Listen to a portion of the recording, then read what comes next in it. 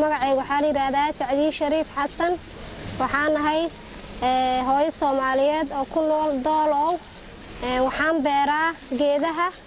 anoo ku beeraayo iskayga oo rabo in ay dadkayga ku antafaacaan oo ay hirgalaan oo maaragtay ay wax ku anfaco waxaa kale oo jirto in ay shimbiraha iyo xayawaaninta cunaan ay ku noolaadaan oo ayagana ay wax ka helaan dadkan inay intifaacdo oo la hirgalo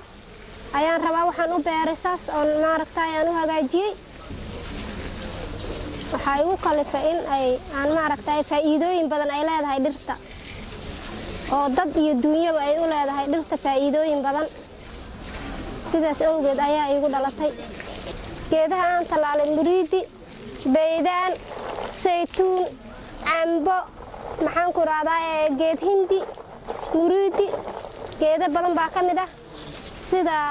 carmada oo loo cuno caloosha dadka markay xanuunsadaan geedaha waxa iga taageero qaar duurkan ka keenay oo ka soo guray oo maxay ahayd ku beeray qaarna waxa iga caawiyay maamulka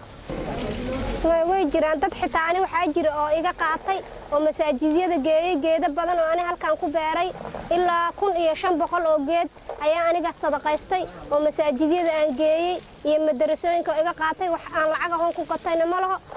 dadkaas waa iska sii waa isaga sadaqaystay maadaama aniga xoogayga aan sadaqaystay waxaan kala kulmay